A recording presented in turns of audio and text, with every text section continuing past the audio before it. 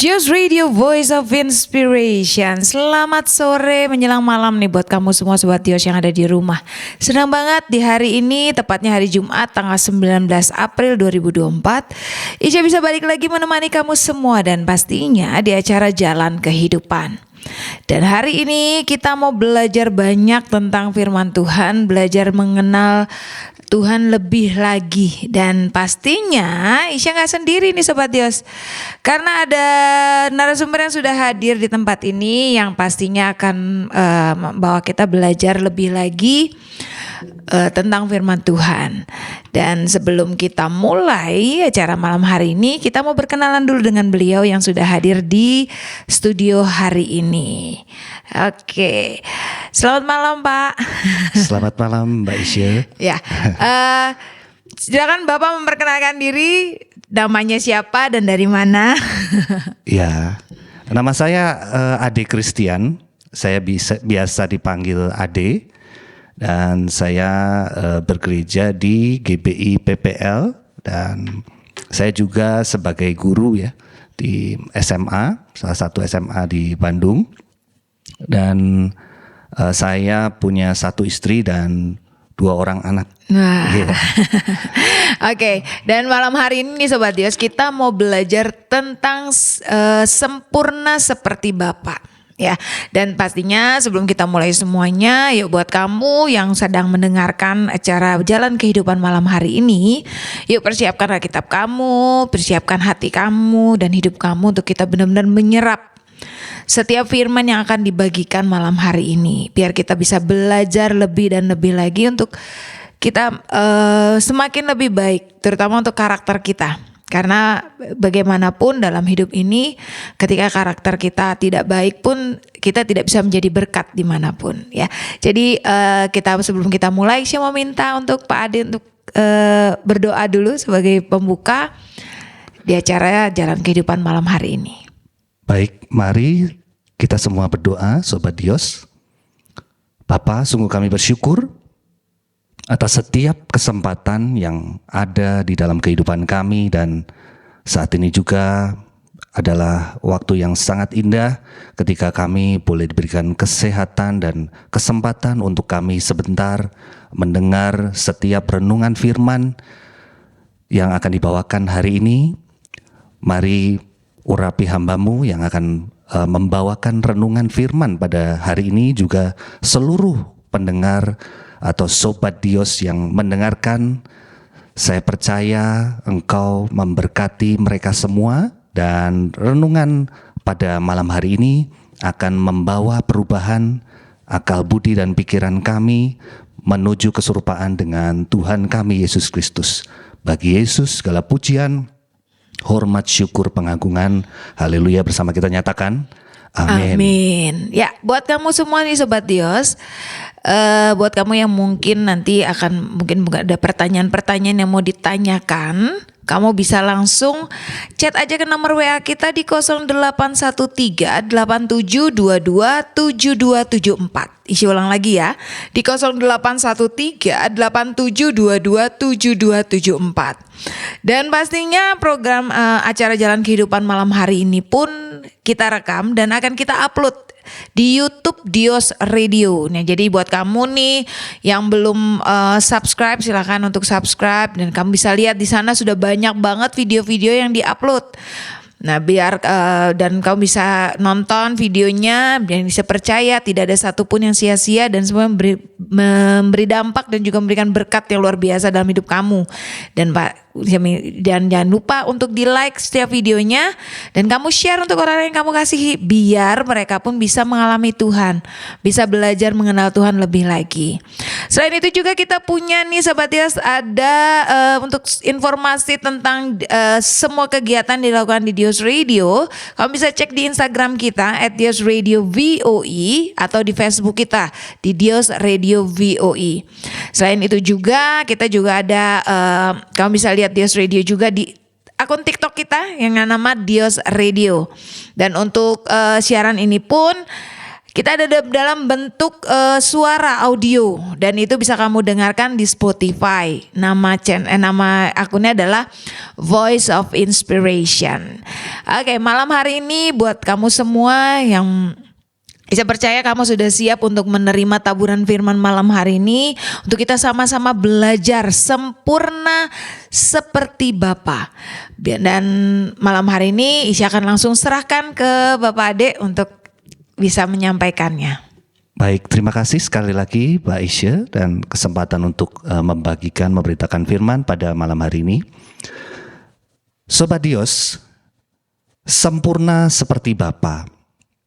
Frase sempurna ini seringkali ya dikaitkan dengan pikiran, perkataan, perbuatan.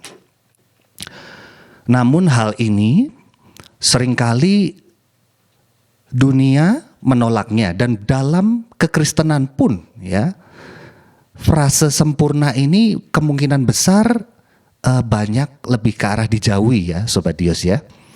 Karena kalau secara dunia itu ada mungkin filsafat atau kata-kata bahwa tidak ada manusia yang sempurna.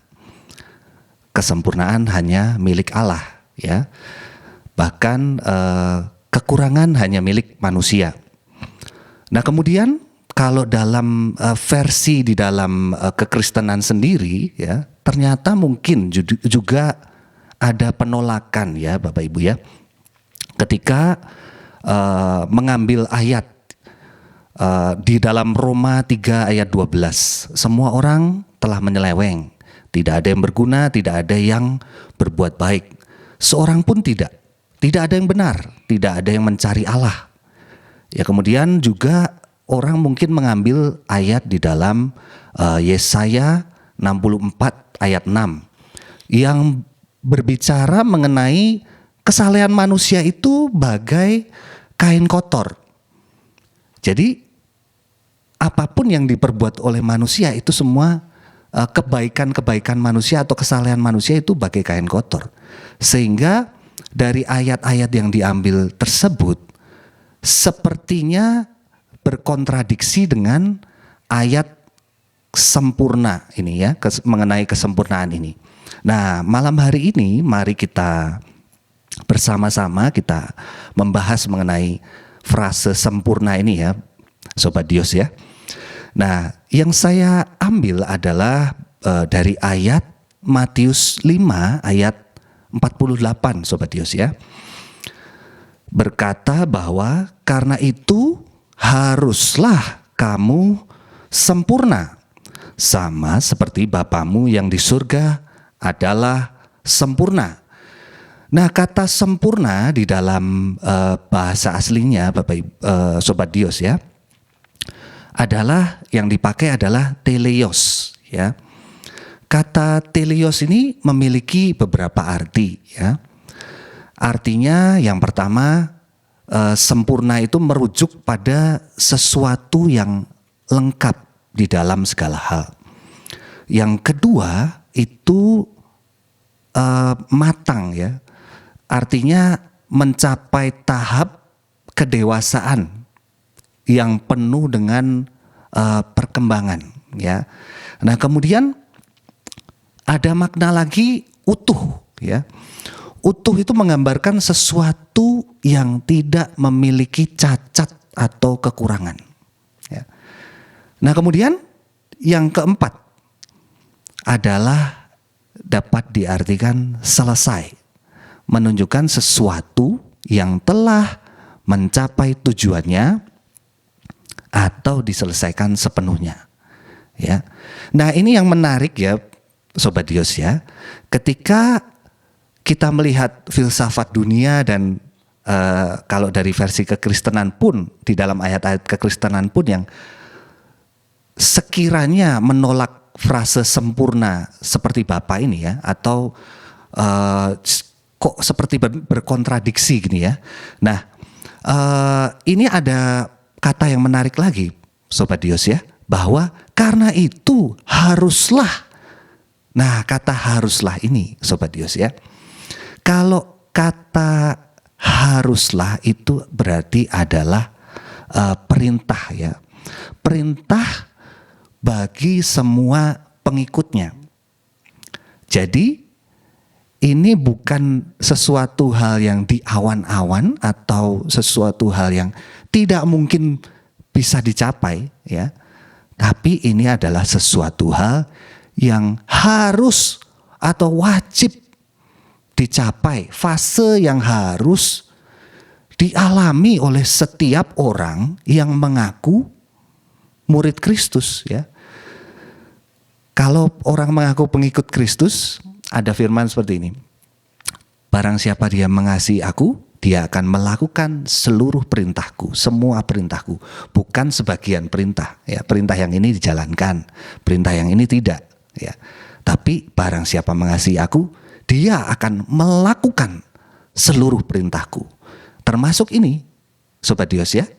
Jangan lupa ini perintah yang sangat-sangat penting. Mengapa sangat-sangat penting, Sobat Dios ya? Karena kita akan melihat selanjutnya bahwa kenapa bisa timbul satu kesimpulan ya. Ini Tuhan Yesus itu sedang berkhotbah di bukit ya, Sobat Dios ya. Kata-kata penutupnya itu karena itu haruslah kamu sempurna sama seperti Bapamu yang di surga adalah sempurna. Nah, kita mau melihat konteks dekatnya nih Sobat Dios ya, bahwa kenapa sih Tuhan kita Yesus Kristus itu sampai mengatakan hal ini gitu ya. Kita bisa melihat ayat-ayat sebelumnya. Mulai dari ayat 17 ya. Kalau ini diberikan ada judulnya gitu ya, Yesus dan Hukum Taurat ya. Dari ayat 17, Sobat Dios ya, janganlah kamu menyangka bahwa aku datang untuk meniadakan hukum Taurat atau kitab para nabi. Aku datang bukan untuk meniadakannya, melainkan untuk menggenapinya. Ya, nah ini kemudian frase yang menarik lagi, Sobat Dios ya. Tuhan Yesus tidak pernah meniadakan hukum Taurat atau istilahnya membatalkan hukum Taurat ya. Kalau mungkin ada frase ini membingungkan kembali ya, Sobat Dios ya. Sementara ada di ayat yang lain ya, seakan-akan ini kontradiksi gitu ayatnya ya. Tapi inilah hal yang menarik di dalam Alkitab, di dalam firman Tuhan itu tidak ada hal yang kontradiksi sama sekali ya. Kalau kita kok ini kontradiktif ya, kita mungkin belum mempelajari lebih jauh ya, maka kita akan mencapai kesimpulan karena kita belum mempelajari tapi kita sudah menyimpulkan seakan-akan kontradiktif nih ya gitu. Tapi sebenarnya di dalam Alkitab tidak ada satu hal pun yang berkontradiksi ya. Ayat 1 dan lainnya selalu berhubungan ya. Tidak mungkin ayat yang satu seolah-olah menyerang ayat yang lainnya. Seperti yang ditampilkan Sobat Dios bisa membaca juga di dalam Efesus 2 ayat 15 yang menyatakan dengan matinya Tuhan kita Yesus Kristus ya, dia membatalkan hukum Taurat yang terdiri dari peraturan-peraturan dan ketentuan-ketentuannya. Ya, Allah hendak menciptakan dalam dirinya, di dalam Kristus Yesus itu manusia baru ya. Sehingga pernyataan ini menjadi menarik ya, Sobat Dios. Ketika tadi dikatakan Yesus datang bukan untuk meniadakan hukum Taurat, tapi di Efesus 2 ayat 15 ini membatalkan hukum Taurat. Ini mana yang benar ya?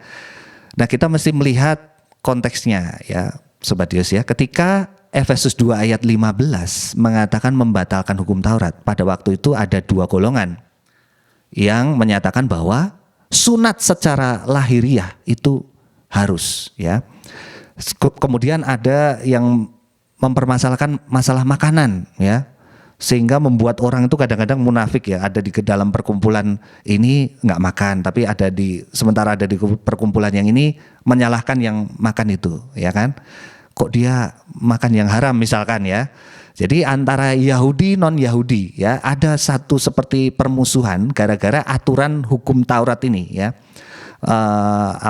Pelebaran dari 10 perintah Allah ini ada aturan-aturan yang harus dijalankan oleh orang Yahudi untuk tentunya untuk menjaga kesucian ya.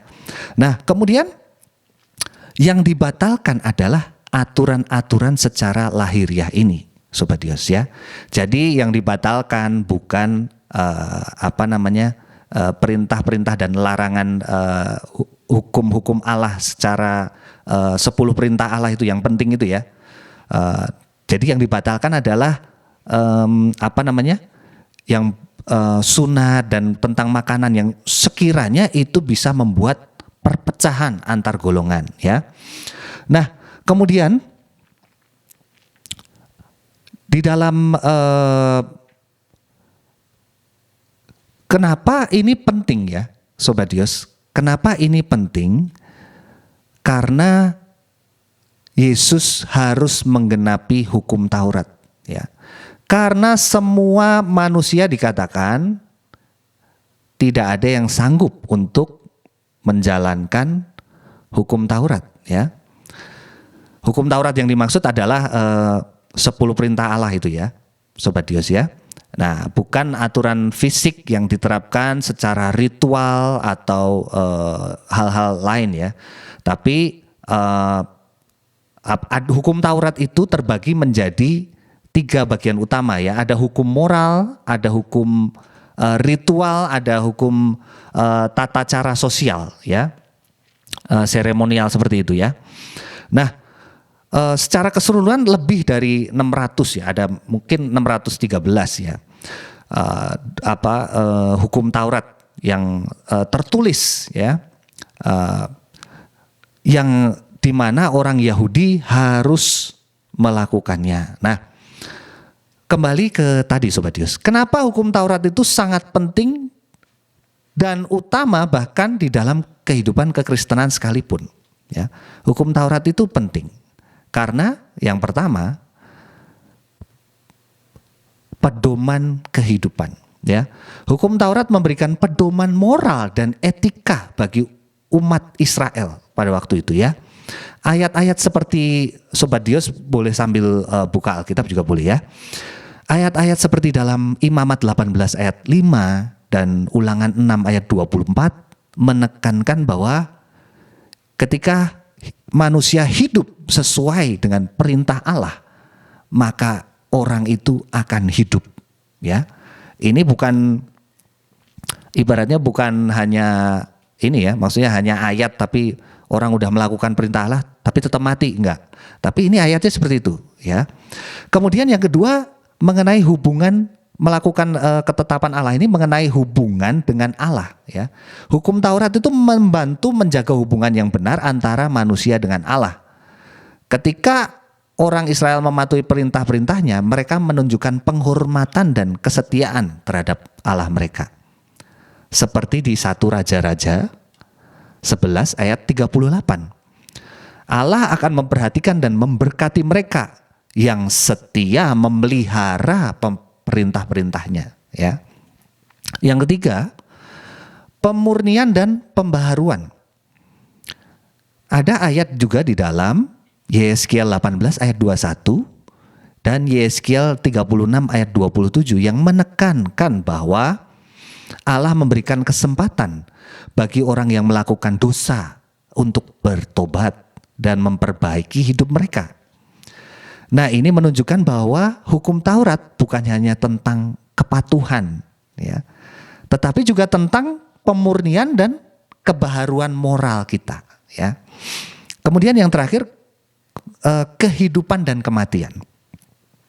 Hukum Taurat itu tentang kehidupan dan kematian. Seperti yang disajikan di dalam Ulangan 30 ayat 15 sampai 20 yang menggambarkan pilihan yang selalu diperhadapkan pada umat Israel ya. Hari ini kuperhadapkan padamu kehidupan kematian, berkat dan kutuk. Pilihlah apa? Sobat Dios? Pilihlah kehidupan ya. Itu sama seperti di kitab Kejadian juga dari awal. Ya, harusnya kita tuh memakan buah dari pohon kehidupan, tapi malah milihnya buah dari pohon pengetahuan yang baik dan jahat, ya. Sama pilihannya, manusia itu selalu diperhadapkan, ya, kepada pilihan. Lebih baik pilihlah kehidupan, ya. Dengan demikian hukum Taurat memiliki peran yang sangat penting dalam kehidupan tidak hanya umat Israel sebenarnya, seluruh umat manusia, ya. Kalau ada frase menjadi kepala bukan ekor, itu yang sangat frase yang ayat yang sangat ini ya, maksudnya wah, Anda akan menjadi kepala bukan ekor. Nah, itu konteksnya sebenarnya melalui bangsa Israel yang adalah kepala bukan ekor, ya. Kalau ekor itu adalah menggambarkan, saya lupa mencantumkan itu ya ayatnya ya. Ekor itu adalah gambaran nabi-nabi palsu yang menyesatkan, ya. Kemudian nanti coba saya sambil cari ayatnya ya. Ekor adalah gambaran nabi-nabi palsu yang menyesatkan. Kalau kepala itu adalah gambaran tua-tua yang memiliki hikmat, ya.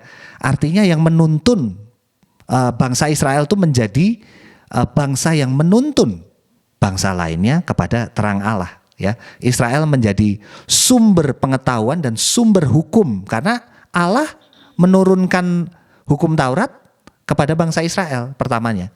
Maka itu akan menjadi acuan bagi bangsa lain. Kebenaran itu seperti apa sih? Hukum Allah yang benar itu seperti apa? Seperti acuannya adalah bangsa Israel ini, Taurat Tuhan ini, ya. Kemudian kita lanjut ke ayat 19 ya. Karena itu Matius 5 ayat 19. Karena itu siapa yang meniadakan salah satu perintah dari hukum Taurat, sekalipun yang paling kecil, dan mengajarkannya demikian pada orang lain, ia akan menduduki tempat yang paling rendah di dalam kerajaan surga. Tetapi siapa yang melakukan dan mengajarkan segala perintah hukum Taurat, ia akan menduduki tempat yang tinggi di dalam kerajaan surga. Nah, frase ini tuh menjadi menarik kembali untuk kita dalami ya Sobat Dios. Ketika ini aneh ya, ketika kita meniadakan hukum Taurat atau mengajarkan hukum Taurat tuh nggak ada gitu ya. Perintah-perintah Taurat tuh nggak ada. Kalau kita mengajarkan itu kok kita masih mendapat tempat, menduduki tempat yang paling rendah gitu ya. Ini frase yang menurut saya aneh juga. Tapi malam hari ini kita bisa dalami hal itu mengenai posisi tinggi dan rendah dalam perspektif Alkitab ini ya. Terutama di dalam mengenai posisi tinggi dan rendah itu dijelaskan kembali di dalam Matius ini ya, oleh Yesus dijelaskan kembali bahwa siapapun yang melanggar atau mengajarkan untuk mengajarkan ya untuk melanggar hukum-hukum Allah. Sekali lagi, siapapun yang melanggar hukum-hukum Allah atau mengajarkan untuk melanggar hukum-hukum Allah atau menyatakan bahwa hukum Allah itu nggak ada, ya, maka itu kan sebenarnya itu adalah satu bentuk penyelewengan ya, Sobat Dios ya. Itu adalah satu bentuk penyelewengan. Harusnya hukum Allah itu kita pelihara gitu ya. Jadi interpretasi harafiah dari ayat tadi ya, wah berarti kalau saya meniadakan hukum Taurat, saya akan tetap menduduki posisi paling rendah sekalipun dalam kerajaan surga gitu ya. Nah, ini tidak mungkin Sobat Dios ya.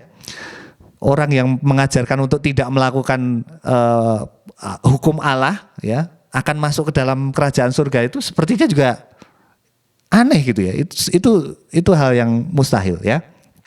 Nah, untuk melengkapi pemahaman kita harus merujuk kepada ayat-ayat lain di dalam Alkitab ya.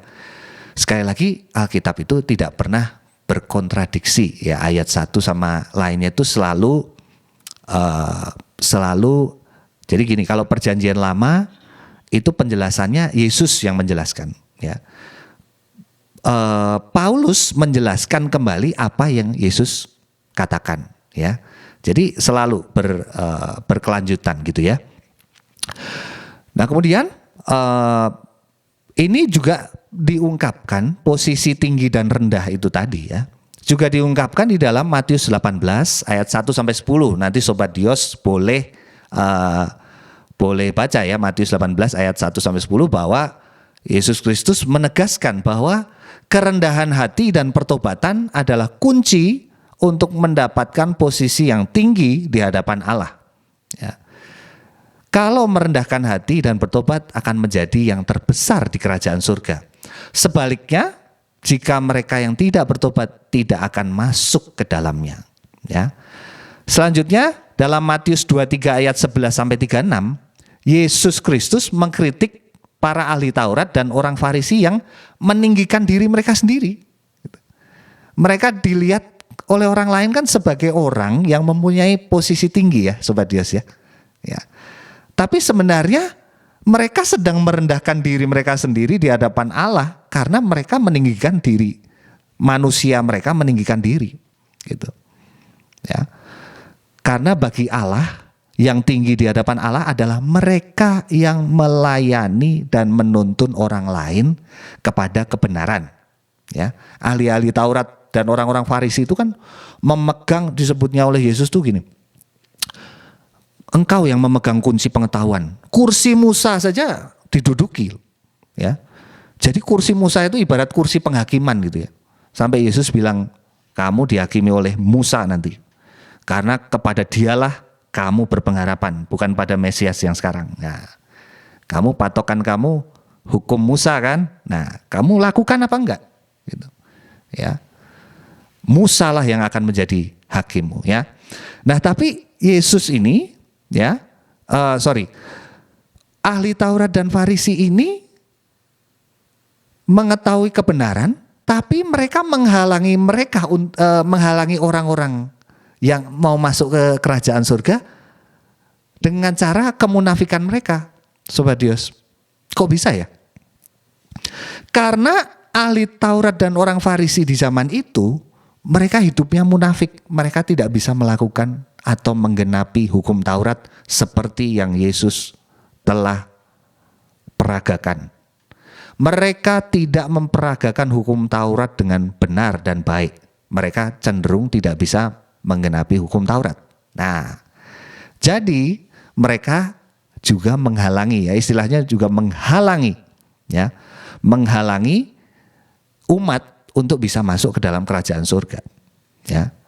Jadi kebenarannya tidak disajikan oleh kebenaran secara kata-kata dan kebenaran secara perilaku tidak disajikan oleh ahli Taurat dan orang Farisi.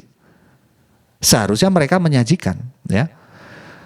Nah, maka di ayat ini Matius 5 ayat 20, maka aku berkata kepadamu, jika hidup keagamaanmu tidak lebih benar, dikayosunemu tidak lebih benar daripada hidup keagamaan ahli-ahli Taurat dan orang-orang Farisi, sesungguhnya kamu tidak akan masuk ke dalam kerajaan surga. Nah ini masih ada kaitannya kan tadi Sobat Dios ya. Jadi ketika hidup keagamaan dikayosune yang dimaksud adalah keselarasan antara apa yang diajarkan dengan apa yang dilakukan. Tapi tidak selaras ternyata. Kalau enggak lebih benar nih ya, Yesus bilang, kalau hidup keagamaanmu, ya, ibadahmu tidak lebih benar daripada nih orang-orang Farisi nih ya, kelakuannya nih, ya, pemimpin agama di kala itu, ya, yang seharusnya menjadi contoh teladan, ya, mereka malah tidak memberi contoh, ya. Yesus memberikan warning yang keras bahwa jangan seperti mereka. Ayo hidup menggenapi perintah-perintah Allah ini ya. Bahkan ini ancamannya luar biasa ya. Sesungguhnya kamu tidak akan masuk ke dalam kerajaan surga. Wow, itu ya. Luar biasa ya. Sobat Dios ya. Wah, itu ya. Nah, itulah posisi tinggi rendah yang sebenarnya sudah saya jelaskan bahwa tidak ada kontradiksi ya. Jadi tidak mungkin orang yang memiliki, maksudnya bukan posisi tinggi rendah itu yang rendah tetap bisa masuk surga, bukan. Maksudnya direndahkan ya. Orang yang direndahkan oleh Allah itu artinya dia tidak layak di hadapan Allah. Ya. Nggak ada posisi dinyatakan lebih tinggi, lebih rendah gitu. Tadi sudah dijelaskan bahwa orang yang tidak melakukan atau bahkan mengajarkan untuk tidak melakukan hukum-hukum Allah, maka dia adalah rendah di hadapan Allah ya. Dia tidak akan bisa masuk ke dalam kerajaan surga gitu ya. Nah, kemudian kita juga bisa lihat ya di dalam 2 Tesalonika 2 ayat 4, di mana di situ seringkali ayat itu menampilkan bahwa kita menginterpretasikan bahwa itu antikristus tuh nanti itu ya. Nah, boleh Sobat Dios boleh mengartikan itu antikristus nanti bait Allah dulu didirikan. Tapi nggak usah jauh-jauh Sobat Dios ya, bahwa lawan yang meninggikan ya, lawan yang meninggikan diri mereka sendiri di atas Allah disebut manusia durhaka ya. Disebut manusia durhaka. Kenapa sih disebut manusia durhaka? Karena mereka melawan perintah Allah dengan cara meniadakan hukum Allah nih.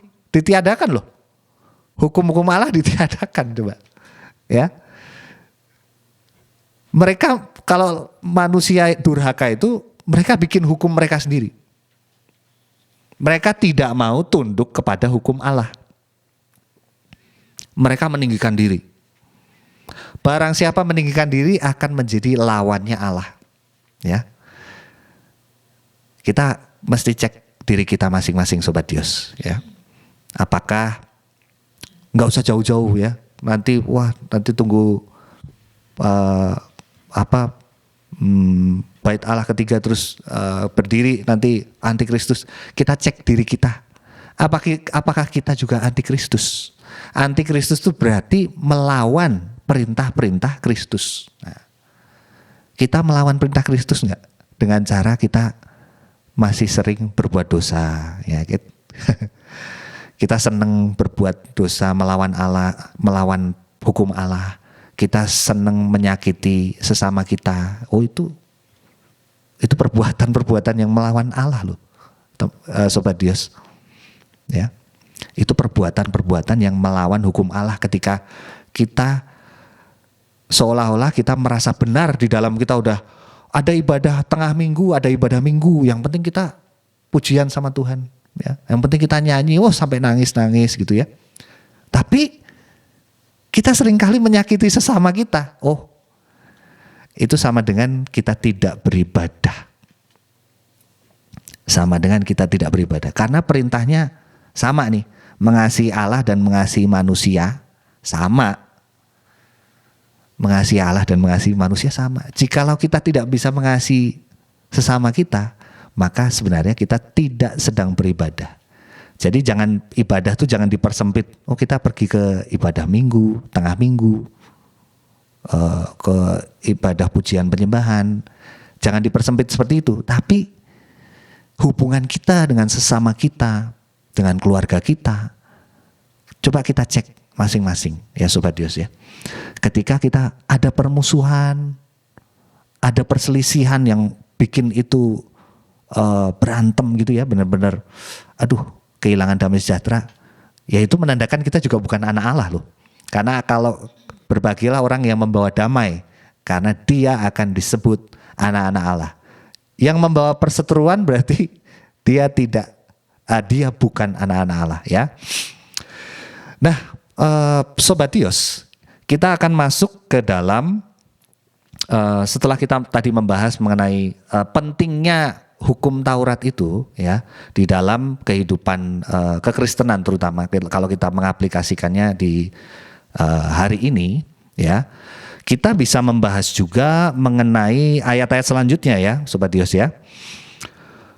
setelah tadi dikatakan kalau hidup keagamaanmu ya, dikayosunemu tidak lebih benar daripada ahli Taurat dan orang Farisi, maka sesungguhnya kamu tidak akan masuk dalam kerajaan surga. Nah, kemudian Tuhan kita Yesus Kristus membahas nih ya, membahas tentang ya hukum Taurat ini apa sih isinya?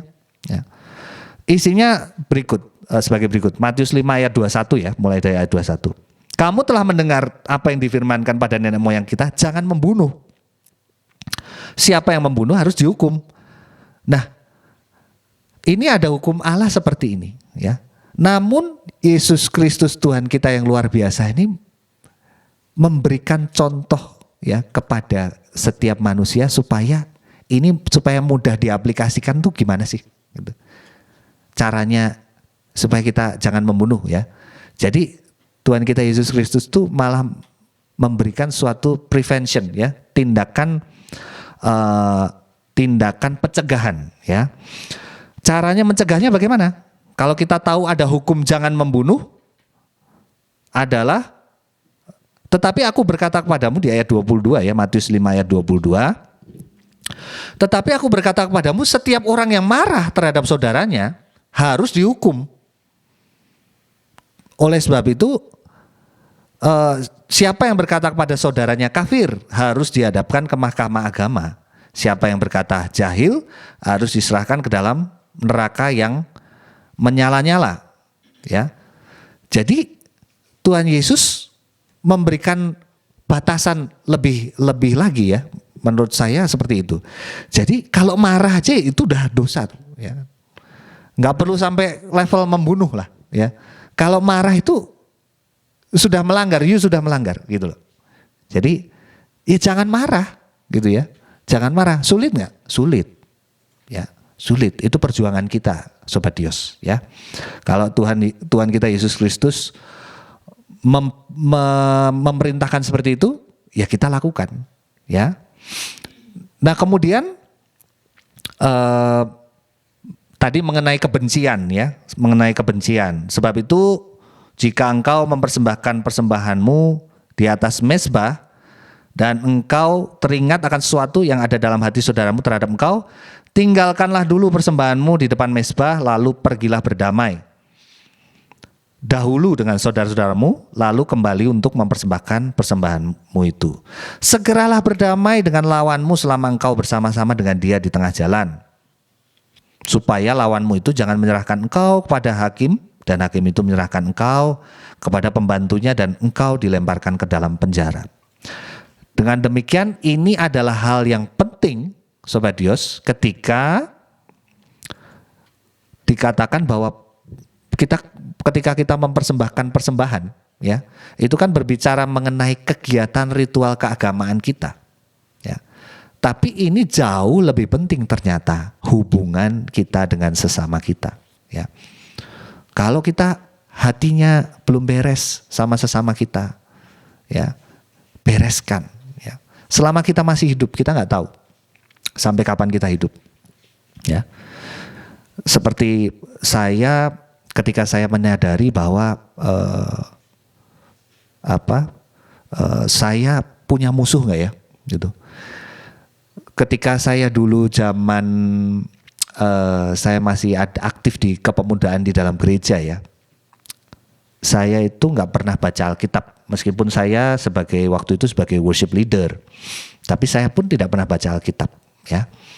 Kemudian lalu kata-kata yang keluar dari saya itu selalu menyakiti teman-teman pelayanan saya, gitu loh.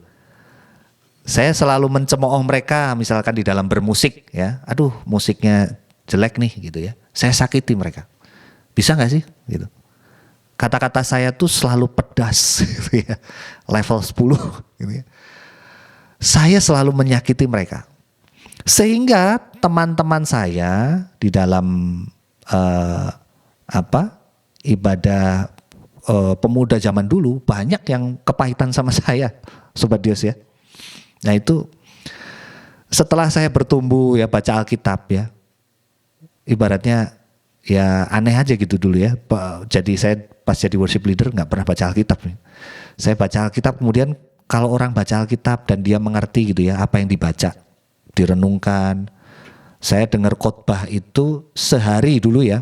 Sehari setelah saya senang baca Alkitab, sehari 5 kali saya dengar khotbah di YouTube. Khotbah. Terus itu memperbarui akal budi dan pikiran saya. Dan saya menyadari bahwa hidup ini benar-benar sementara. Kalau kita isi kehidupan kita ini dengan perseteruan, dan sementara kita masih hidup, kita tidak memikirkan, kita tidak memperkarakan saudara-saudara kita yang sekiranya pernah kita sakiti. Kita ini masih hidup loh, Sobat Dios. Tapi kita tidak memikirkan kita pernah menyakiti siapa ya gitu. Nah, waktu itu saya pikirkan gitu, saya dulu pernah menyakiti siapa ya. Seingat yang bisa saya ingat, banyak ternyata. Nah, kalau bisa saya ajak makan mereka deh ya. Saya bisa reach mereka bisa menjangkau mereka di Facebook atau Instagram. Saya sapa mereka dulu. Halo bos gitu ya. Saya sapa mereka, lalu mereka, aduh udah lama gak ketemu nih ya. Saya percaya mereka juga kesel sama saya gitu ya. Tapi ketika saya ngajak, ayo kita ngopi yuk gitu. Saya berhasil bertemu dengan sobat yang pernah saya sakiti. Ya, saya ajak makan, ajak ngopi, makan saya ajak makan. Nah, saya minta maaf ke sobat saya itu. Maaf ya, saya dulu mengatakan seperti ini. Kalau ketemu sama saya lagi, misalnya di mall atau ini permintaan saya, yuk kita saling nyapa ya, jangan melengos gitu. Sebab ini perkataan saya seperti ini. Sebab saya nggak tahu sampai kapan saya hidup. Siapa tahu saya besok meninggal.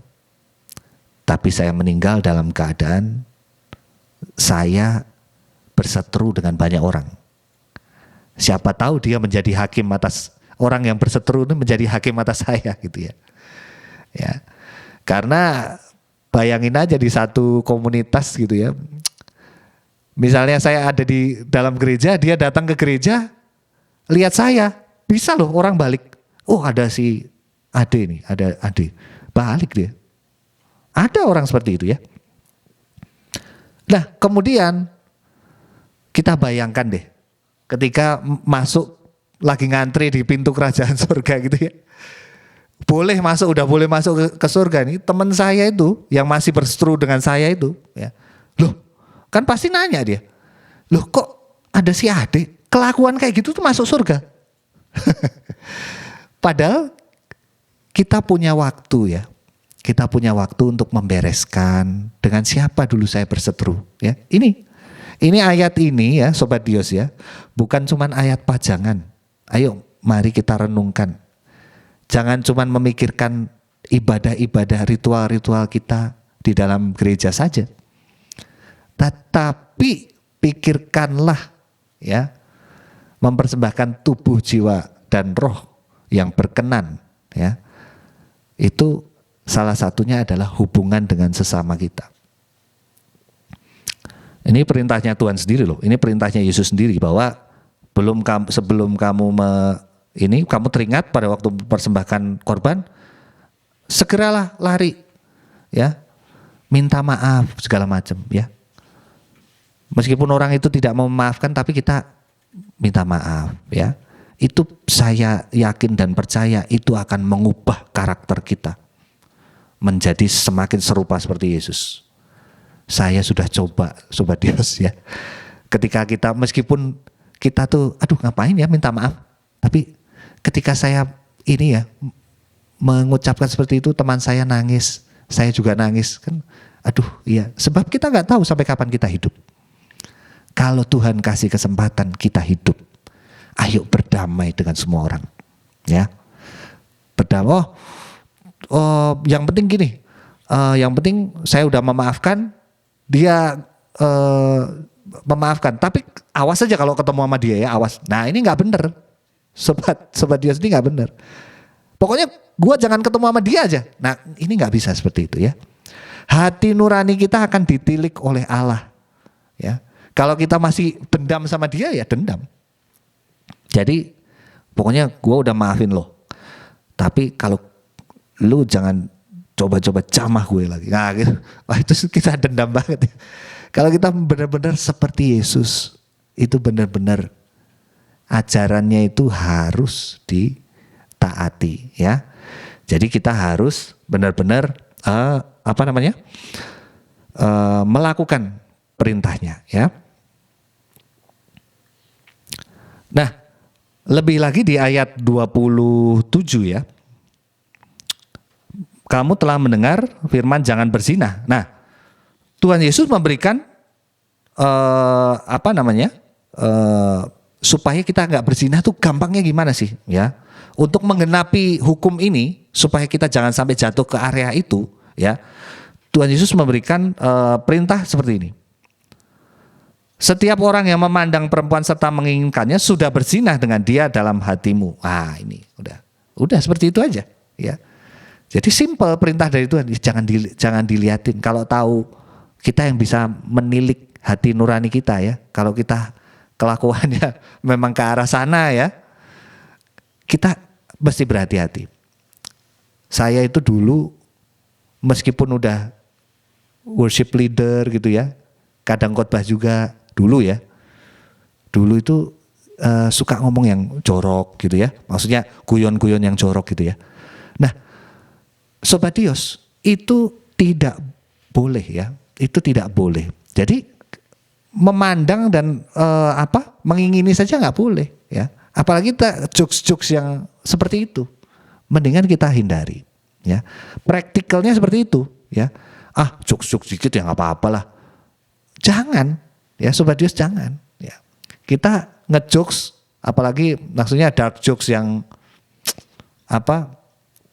benar-benar ya itu ya. Sekarang kan ada label dark jokes gitu ya. Itu, nah ini bahaya ya. Mendingan jangan udah. Ya. Karena sangat sulit menjaga kekudusan itu. Mendingan kita melakukan tindakan preventif ya. Jadi kita benar-benar harus menjaga perkataan kita, mata kita ya. Kalau saya dulu menjaga perkataan saya supaya nggak ngejokes jorok itu sulit gitu ya. Tapi oleh pertolongan Allah ya, karena baca Alkitab juga ya. Kalau kita nggak baca Alkitab, kita nggak tahu kehendak Allah di dalam Alkitab itu ya, teman-teman ya, Sobat Dios, kita nggak bakalan pernah menghargai Allah dan kita tidak akan pernah merasakan Allah itu ada. Kita tidak akan pernah menghormati keberadaannya ya, karena perkataan kita tidak jaga, mata kita tidak jaga ya. Itu bisa menyesatkan ya. Kalau mata kita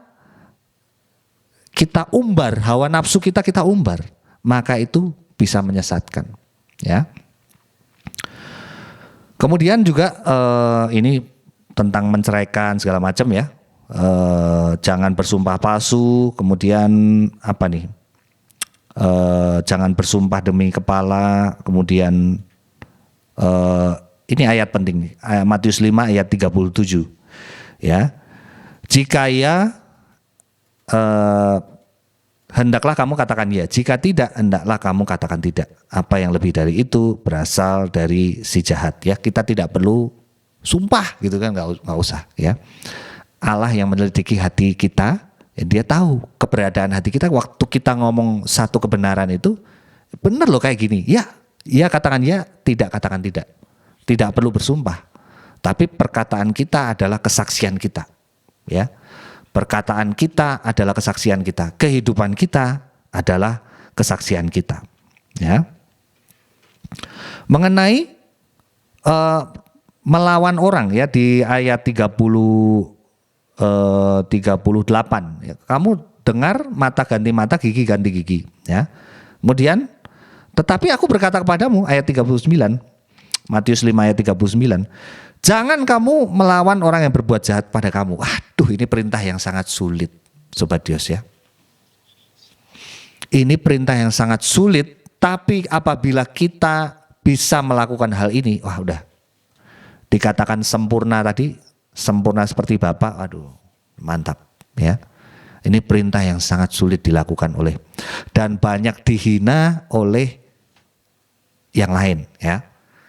Kekristenan tuh banyak dihina oleh yang lain karena ini nih, masa tampar pipi kanan berikan pipi kiri, nggak masuk akal ya. Tapi ini Yesus yang perintahkan, Orang Kristen jangan termakan oleh filsafat itu, ya, filsafat dunia. Ya kalau dipukul ditampar pipi kiri, ya tampar balik gitu. Memang secara hukum Torah sah, tapi sebaiknya tidak ada pembalasan. Jangan membalas, sudah, pembalasan adalah milik Allah gitu aja. Nanti Allah yang membalas, ya. Jadi ketika Yesus mengajarkan ada yang menampar pipimu ya, tampar pipi kiri, kasih pipi kanan, ya udah.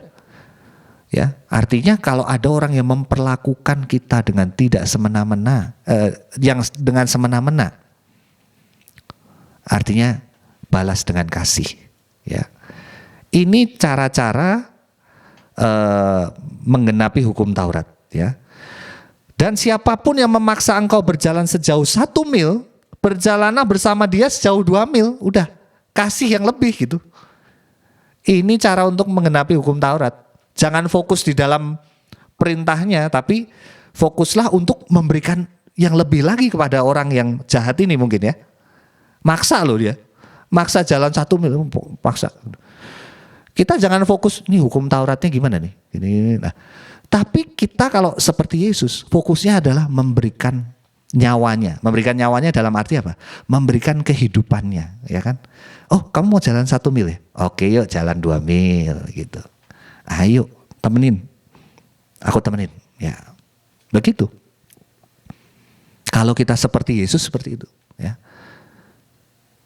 Ya, jadi ketika ada orang yang meminta kepadamu, janganlah menolak, ya. Mau meminjam, ya jangan jangan menolak. Tapi ini memang ekstrim ya, memang ekstrim. Tapi ini perintah Allah juga, ya. Kasihlah sesama manusia dan bencilah musuhmu gitu ya, ada yang ngomong kayak gitu, hukum Tauratnya. Tapi maksudnya adalah kasihlah musuhmu dan berdoalah bagi mereka yang menganiaya kamu, karena dengan demikian kamu menjadi anak-anak dari Bapamu yang di surga. Ya, apabila kamu mengasihi orang yang mengasihi kamu, apa upahmu? Bukankah pemungut cukai juga berbuat demikian? Ya. Apabila kamu memberi salam pada saudaramu saja, apa lebihnya daripada perbuatan orang lain? Bukannya orang yang nggak mengenal Allah juga kayak gitu, ya. Jadi ayat ini ditutup dengan Matius 5 ayat 48, sobat Dios, bahwa sebentar ya. Karena itu haruslah kamu sempurna sama seperti Bapamu yang di surga adalah sempurna, ya. Karena frase-frase yang dari kata sempurna ini tadi ada 4 hal, ya. Merujuk pada sesuatu yang lengkap, ya. Lengkap merujuk kepada sesuatu yang matang, ya, menunjukkan kedewasaan, ya. Jadi gini, analoginya seperti ini ya, sobat Dios ya. Ketika saya mempunyai 2 anak di dalam keluarga saya itu, saya punya 2 anak. Pada waktu kecil mereka masih usia di bawah 17 ya, usia belum dewasa. Mereka saya berikan hukum, ya. Hukumnya adalah apa? Kalau menyalakan keran, segera tutup kerannya. Kalau apalagi?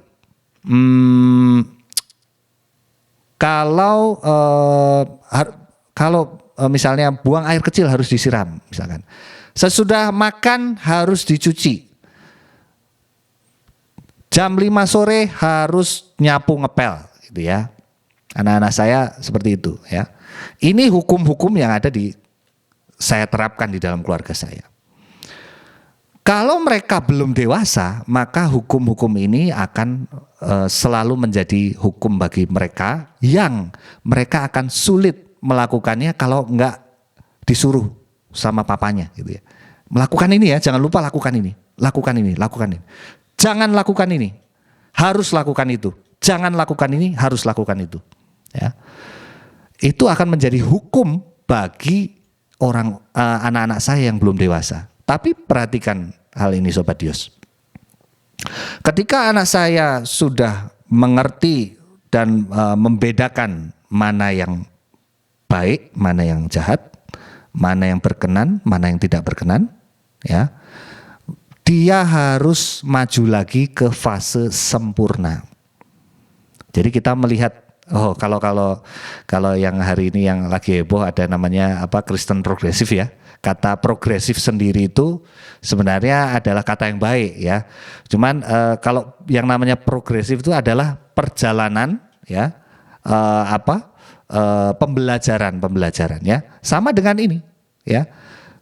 Di dalam kekristenan itu seharusnya progresif. Pertama, untuk orang yang berdosa. Hukum Taurat itu untuk orang yang berdosa. Maksudnya gini, orang berdosa harus dikasih hukum. Kamu kalau melakukan ini. Kamu kalau melakukan ini. Nah, itu adalah tahap di mana orang harus tahu membedakan mana yang baik, mana yang jahat. Kemudian naik pada fase yang selanjutnya, itu di Roma ya kalau nggak salah ya. Ada di Roma ya. Nanti ada ya Sobat Dios ya. Nah, di dalam Roma, oke mungkin nanti ya, mencapai setelah tahu mana yang baik, mana yang jahat, mencapai tahap mana yang berkenan, mana yang tidak berkenan. Lalu tahap yang terakhir adalah sempurna. Nah, apa itu tahap sempurna? Dewasa. Orang sudah tahu mana yang baik, mana yang jahat. Jadi rumah, misalnya di keluarga saya tadi, anak-anak saya yang sudah dewasa itu tidak hidup menurut hukum lagi. Tapi mereka yang lebih dewasa kan anak saya yang nomor 1 berarti. Itu akan menjadi hukum bagi adiknya. Dengan cara apa? Dia memperagakan aturan-aturan dengan baik, gitu ya. Makanya Yesus itu disebut anak yang sulung di antara saudara-saudaranya. Ya, kita saudara-saudaranya, dikatakan seperti itu. Artinya apa? Yang sulung itu maksudnya dia lebih dulu memperagakan yang baik, bagaimana cara hidup sebagai anak Allah yang berkenan, yang huios dikatakan. Kalau kita tadinya anak Allah yang bukan anak Allah, kita tadinya adalah anak yang bahasa Inggrisnya itu bastard, ya, anak yang tidak berkenan, ya. Kalau Yesus itu disebutnya huios, anak yang sah. Nah, kita anak-anak yang lagi dididik untuk diadopsi untuk menjadi anak-anak Allah, ya. Caranya gimana? Menjadi anak-anak Allah yang berkenan, menjadi anak-anak Allah yang sempurna. Caranya adalah hidup menurut apa yang sudah diteladankan, apa yang sudah diperagakan oleh Tuhan kita Yesus Kristus, ya. Yang terakhir adalah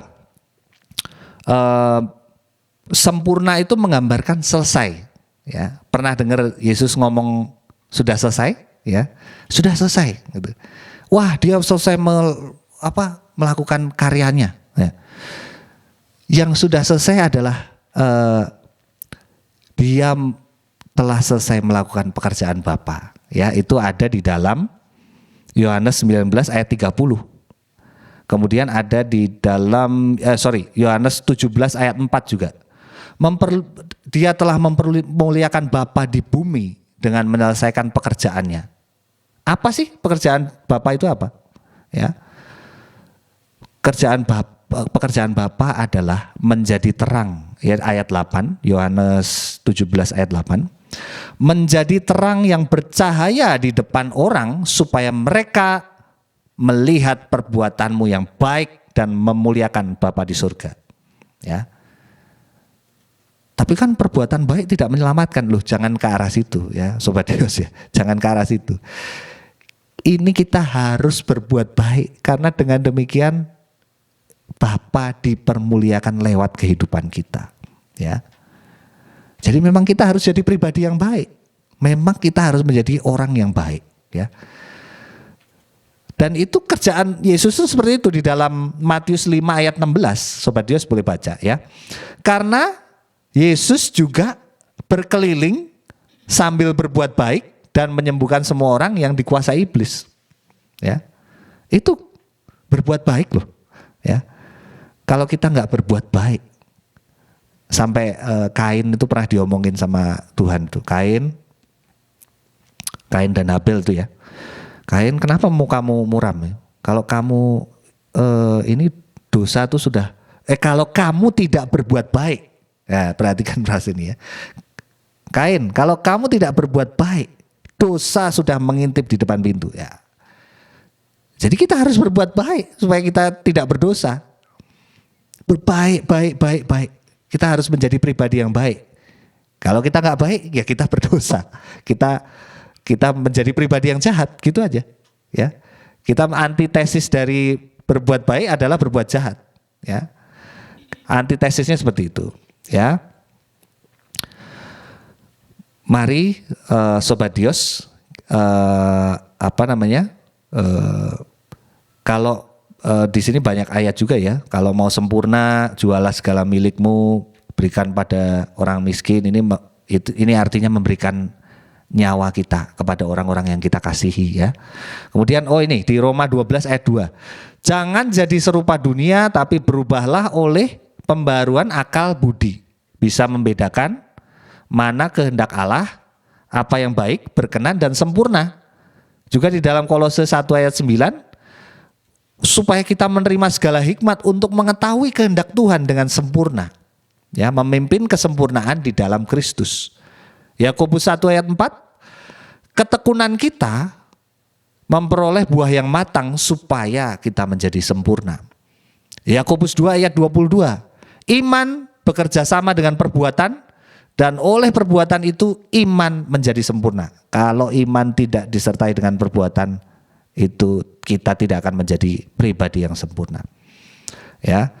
Kemudian 1 Yohanes 2 ayat 5, barang siapa menuruti firman-Nya, di dalam orang itu sungguh sudah sempurna kasih Allah. Nah, yang terakhir adalah reward dari kesempurnaan ini apa sih? Reward dari sempurna. Yang pertama di dalam 2 Korintus 10 ayat 6, kalau kita menjadi pribadi yang sempurna, rewardnya adalah kita akan menghukum kedurhakaan. Ya. Jika ketaatan kita sempurna, kita akan menghukum kedurhakaan. Kitalah yang akan menjadi hakim ya bagi orang-orang yang lalim. Ya. Kita akan menjadi, tapi kita harus sempurna. Syaratnya kita harus sempurna. Ya, kita harus matang, kita harus dewasa. Yang kedua, rewardnya adalah kita memperoleh kebangkitan. Ya, di dalam Filipi ayat pasal 3 ayat 15. Kemudian yang ketiga juga terdaftar di surga menghakimi semua orang.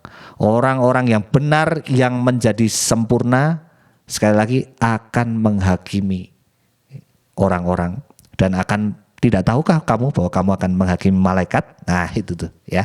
Kita akan menghakimi orang-orang yang lalim dan kita juga akan menghakimi malaikat ya.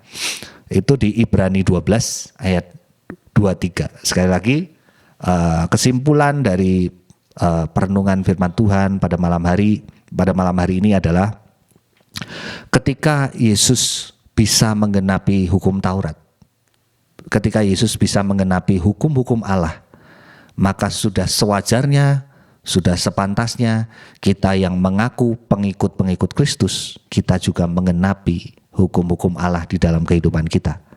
Supaya goalnya tadi adalah haruslah sempurna seperti Bapa. Ini adalah perintah bagi semua orang yang mengikuti Dia. Kalau kita nggak mengikuti Dia, ya kita nggak usah melakukan perintahnya ya. Sekali lagi, barang siapa mengasihi aku, dia akan melakukan seluruh perintahku. Oleh karena itu haruslah kamu sempurna, dewasa, mateng, lengkap, utuh. Ya. Sama seperti Bapamu yang di surga adalah sempurna. Demikianlah firman Tuhan hari ini. Saya serahkan kembali kepada Mbak Isya. Terima kasih.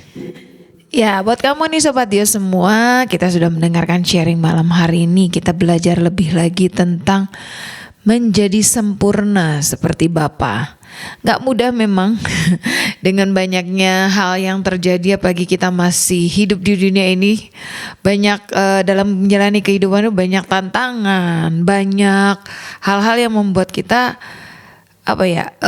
kadang kita sendiri jadi udah deh kayaknya cukup deh sampai sekian, jangan ini nggak usah sampai yang segitu-segitunya gitu. Karena ada yang seperti itu. Tapi dari malam hari ini kita yuk sama-sama mau belajar bahwa ini nih sesuai dengan apa yang Tuhan mau gitu kan. Dan ini seperti yang tadi sudah Pak Adi juga bilang bahwa ini dengan apalagi dalam ayatnya sendiri sudah ada kata haruslah. Itu sudah seperti udah perintah ya kan. Makanya nggak mudah, tapi yuk sama-sama kita belajar untuk menjadi sempurna seperti apa yang Bapak mau dalam kehidupan setiap kita. Nah, buat kamu Sobat Dios, mungkin punya pertanyaan, bisa kamu chat ke nomor WA kita di 0813 8722 7274. Isi ulang lagi ya, di 0813 8722 7274. Dan buat kamu semua yang mungkin malam ini punya pertanyaan tentang apa yang sudah di-sharingkan, yaitu sempurna seperti Bapa, ya kan, yang tadi diambil juga dari firman-Nya dari Matius 5 ayat 48. Nah, buat kamu yang punya pertanyaan, kamu bisa langsung chat aja ke nomor WA kita di 0813 8722 7274. Isi ulang lagi ya, di 0813 8722 7274. Dan malam hari ini sudah masuk pertanyaan buat Bapak. Nah, ini pertanyaannya ini tentang pernah mengalami, katanya gini, pernah ngalamin orang yang sharing tentang sempurna seperti Bapak ini enggak? Ini kan temanya sekarang kan ini kan tentang sempurna seperti Bapak. Pernah ada yang sharing enggak ke Bapak tentang gimana caranya biar kita tuh hidup istilahnya, bisa nggak kita sempurna istilahnya gitu? Ya, baik, pertanyaan yang bagus menurut saya ya. Kalau saya di dalam saya ada grup pendalaman Alkitab ya. Jadi di dalam grup itu kita sering sharing ya tentang ya ini sempurna seperti Bapak ini, tema-tema yang tadi sudah saya jelaskan bahwa ini sulit gitu, sulit dijangkau oleh kekristenan atau pengikut Kristus sekalipun lah ya. Jadi kalau dari grup PA saya pun juga wah itu hal yang sulit ya. Tapi kita yuk berjuang sama-sama untuk menjadi pribadi yang seperti itu, tidak melawan hukum Allah lah ibaratnya. Jadi dan kita kata-katanya itu yang perlu di-highlight adalah dewasa. Gitu. Dewasa, jadi Kristen yang dewasa tuh menanggapi isu atau orang menjelekkan kita atau orang rekan sekerja kita memfitnah kita. Nah, kalau dewasa, kita Kristen dewasa itu kita menanggapinya dengan karakter Kristus itu udah silakan gitu. Sulit, tapi saya selalu mengingatkan kepada teman-teman di dalam pendalaman grup PA saya ataupun mungkin di dalam saya mengajar di sekolah yang saya ajar, murid-murid yang saya ajar, selalu saya berikan nilai-nilai kekristenan, yaitu yuk kamu punya iman, kamu ngaku percaya Yesus. Iya, percaya Yesus. Kamu yakin masuk surga? Iya. Karena apa? Percaya Yesus. Percaya Yesus tapi perkataanmu kok kotor dan jorok, itu gimana? Jadi Yesus yang mana yang kamu ikuti gitu. Jadi, Yesus fantasi itu gitu. Jadi kalau kamu memiliki iman percaya kepada Yesus, kamu berusaha menjaga perkataan, semakin dewasa, semakin matang, semakin tidak menyakiti teman-temanmu, jangan membuli teman-temanmu, jangan memperlakukan jangan membuli, jangan menyingkirkan atau jangan berlaku kasar terhadap teman-temanmu. Nah itu, jadi lingkupnya tuh ke arah sana sebenarnya gitu, dewasa. Oke, ya, dan semoga ini bisa menjawab ya pertanyaan kamu. Dan ini sih juga punya pertanyaan nih Pak.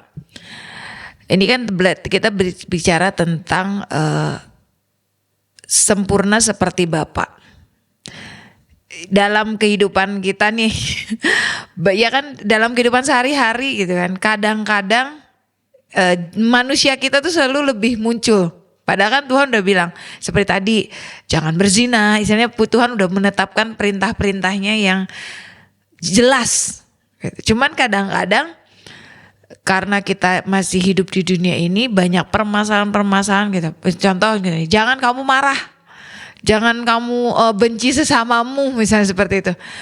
Tapi kan dalam kehidupan kita itu ya namanya proses untuk menjadi sempurna itu kan gak mudah.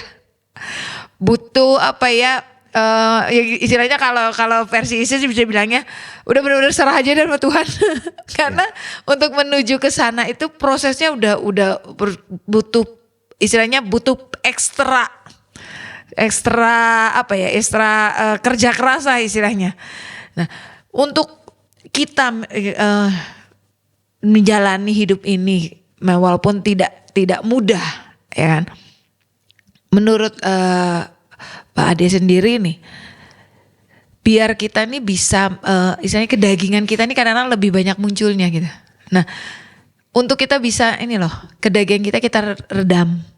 Karena kan memang dalam prosesnya yang paling banyak membuat kita sering jatuh itu adalah kedagingan kita kadang-kadang. Paling banyak. Nah, untuk kita bisa meredam itu tuh, untuk kita benar. Seperti tadi Bapak bilang bahwa itu ngomong perkataan kotor yang seperti itu kan udah lebih ke daging.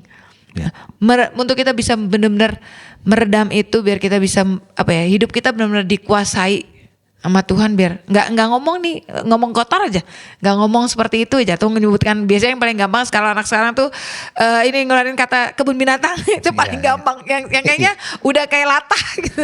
Nah, untuk kita bisa, aduh Tuhan biar ini nih nggak ngomong seperti itu.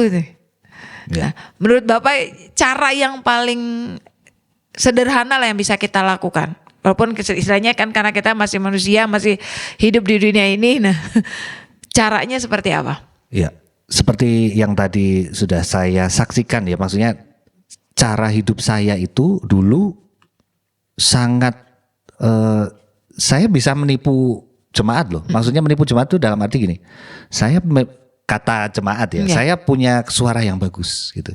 Jadi saya bisa membawa orang ke dalam penyembahan gitu ya.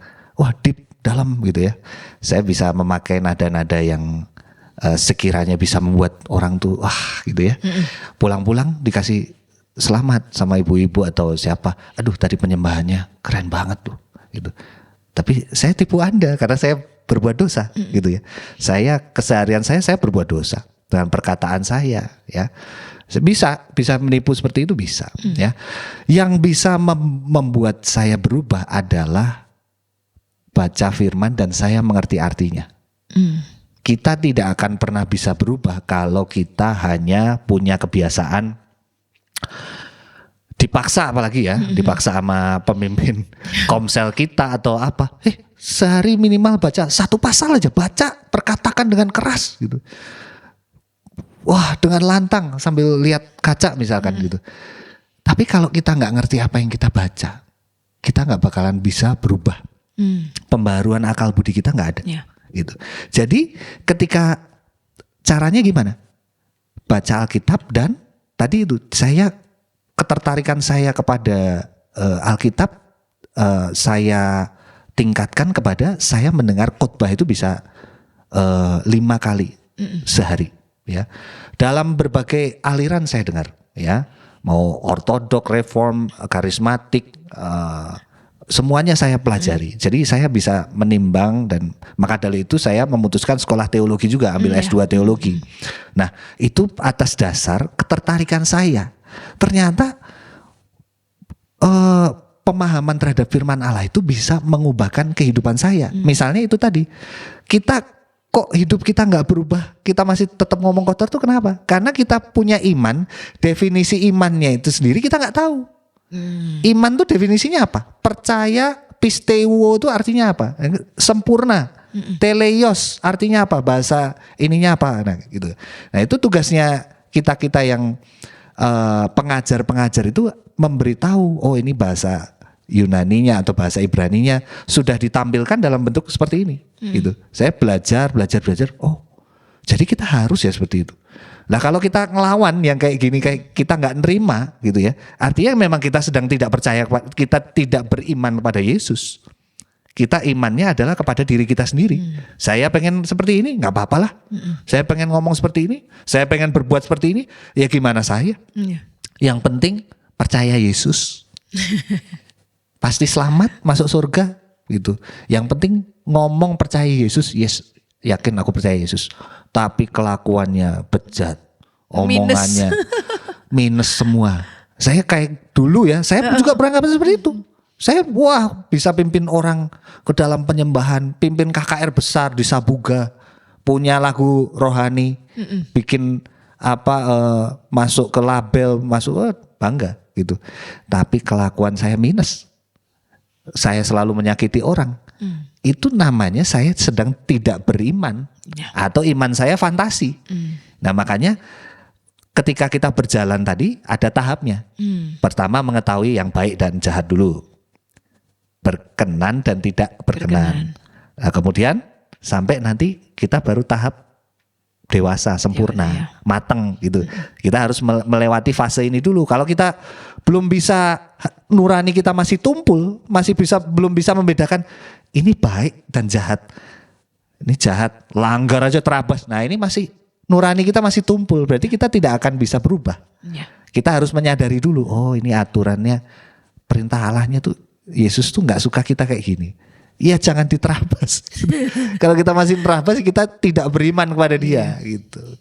Oke, nah jadi buat Sobat Dios semua ya, berarti ada tahapan yang memang harus dilalui. Dan pastinya yang bisa kita lakukan adalah terus belajar dan belajar. Tanya, ya istilahnya kalau Isya sih lebih ke ini, udah tanya Tuhan aja, ngandelin Tuhan aja, karena kita nggak akan bisa melakukan segala sesuatunya. Kita ya minta Roh Kudus yang bekerja memberikan pengertian buat kita, karena kalau kita melangkah sendiri, jalan sendiri, percayalah yang tadi seperti Pak Hadi bilang, diterabas aja udah semuanya. Jadi udah kayak nggak ada rambu-rambunya, main asal just saja langsung, just terus. Nah, jadi yuk sama-sama belajar bahwa memang nggak mudah untuk menjadi melakukan apa yang Tuhan mau, menjadi sempurna seperti Bapa, tidak mudah. Tapi percayalah ketika kita berjalan bersama dengan Tuhan dan kita bisa melalui setiap proses dari apa yang Tuhan izinkan terjadi dalam kita bisa masuk dalam kesempurnaan itu, menjadi dewasa itu. Ya, masih di Dios Radio Voice of Inspiration, masih di acara Jalan Kehidupan malam hari ini bersama dengan Pastor Ade. Dan kita ini sebelum kita tutup acara malam hari ini, gak kerasa sudah hampir jam 8 malam Sobat Dios. Ya, dan Ica mau nanya terakhir ini kan tentang belajar menjadi sempurna seperti Bapak. Ini banyak ya, seperti Bapak tadi Pak Ade bilang bahwa ada orang-orang yang yaitu ke gereja rajin, melakukan gini, datang ke gereja menjadi sebagai orang Kristen lah istilahnya, ke gereja rajin, kalau ada persekutuan ikut gitu. Tapi secara kehidupan sehari-harinya dia tuh tidak apa yang dia kerja, yang dia lakukan ke persekutuan, ke gereja, ikut ibadah segala macam, tapi itu tidak tercermin dalam kehidupan dia sehari-hari. Gitu. Gimana caranya? Mungkin Pak Ade punya pengalaman. Gimana sih caranya biar ini loh, kita menyadarkan mereka bahwa hidup nggak bisa nih kayak begini terus, hidup tuh harus ada perubahan dalam hidupnya, apalagi dengan kita bertambahnya usia gitu kan. Kalau kita tidak semakin dekat sama Tuhan, mau dekat sama siapa lagi kan gitu. Nah mungkin Pak Ade punya pengalaman dalam menghadapi tipe-tipe orang yang seperti ini nih. Ya, jadi ada tipikal orang yang membanggakan pelayanannya mungkin juga bisa ya. Perfeksionis di dalam pelayanan dan di dalam ibadah atau liturgis itu ada memang orang-orang yang seperti itu, tapi dia tidak perfect atau tidak sempurna di dalam pikiran, perkataan dan perbuatan, ya. Itu sangat bertolak belakang, ya. Jadi ketika saya menemukan orang-orang yang seperti itu, ya, di mana itu adalah ya saya sendiri gitu ya. Saya dengan mudah menyakiti hati rekan saya bermusik, atau misalkan ada soundman, kita ngomong sama soundman tuh, kok nggak enak sih suaranya gitu. Itu kan sudah menyakiti hati gitu. Kadang-kadang kita bercanda pun kadang-kadang ada yang Menangkapnya berbeda.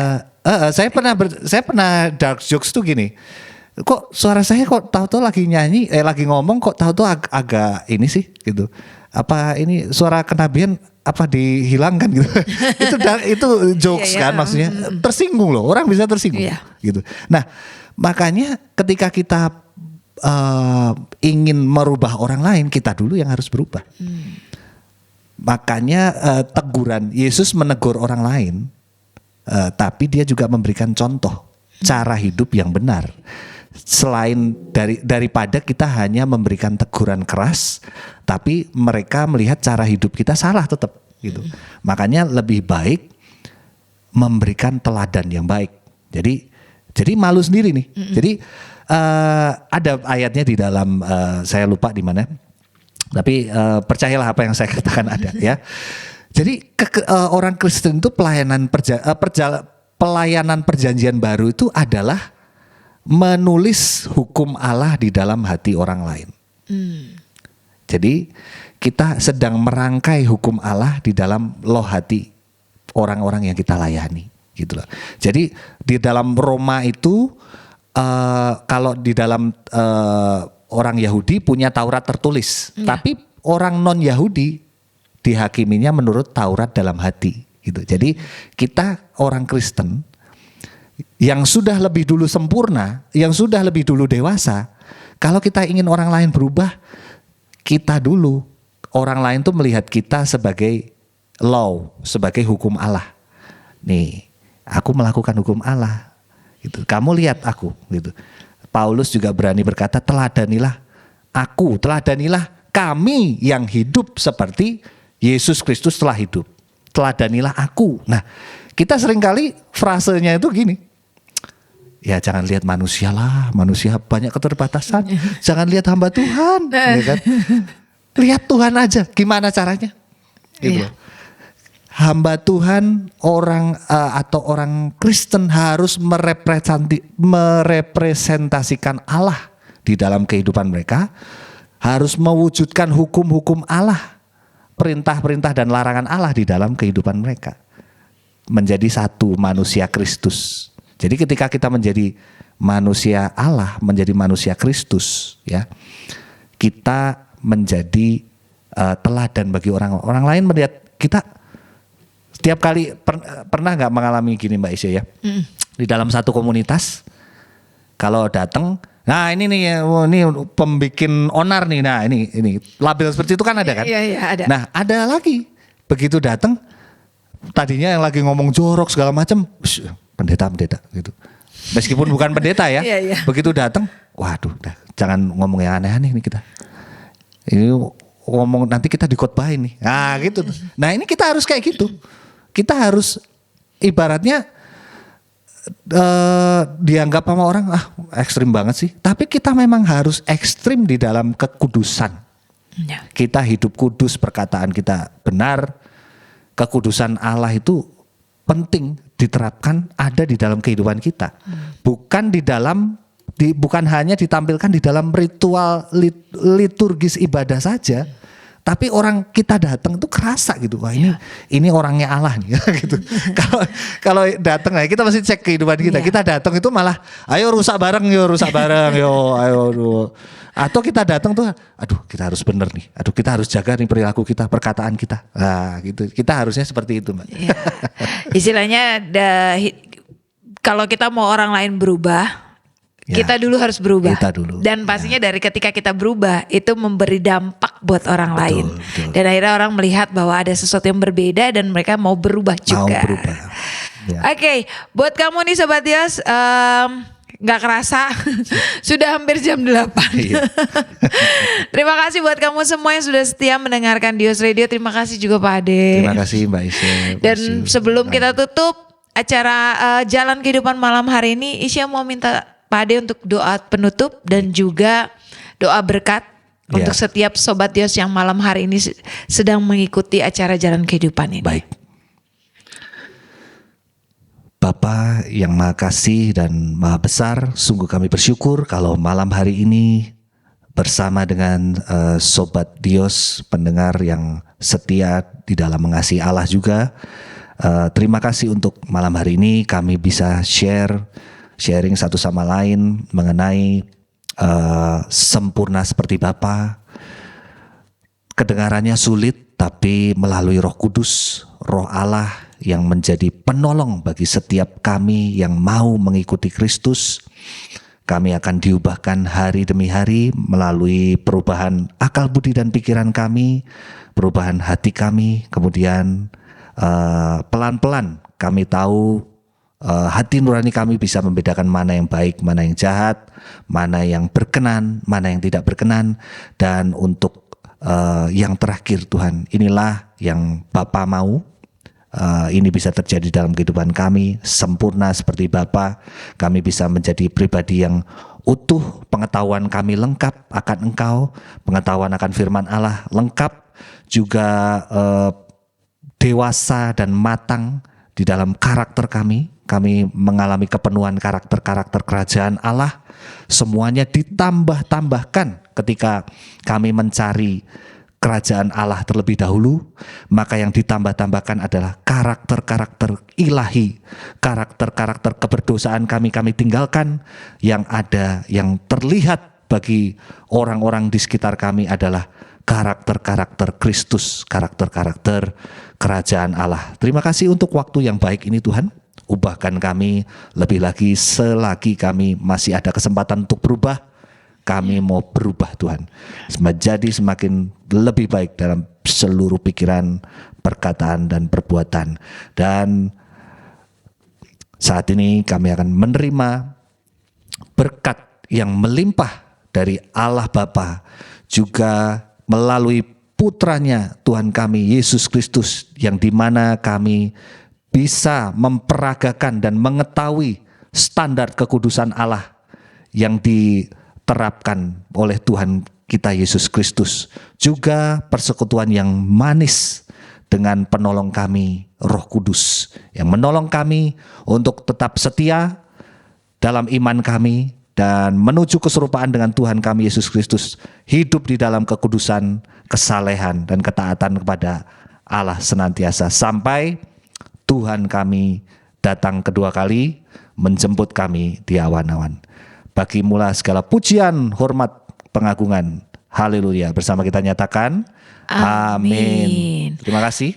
Terima kasih Sobat Dios dan Pak Ade udah untuk sharing yang luar biasa di malam hari ini. Dan juga saya percaya semua yang sudah di-sharingkan itu bisa memberkati setiap Sobat Dios yang ada di rumah, dan juga mengubahkan hidup setiap Sobat Dios yang ada di rumah dan juga yang saat ini di studio. Dan buat kamu semua, Sobat Isya juga mau ngingetin, jangan lupa untuk bergabung setiap jam 5 pagi.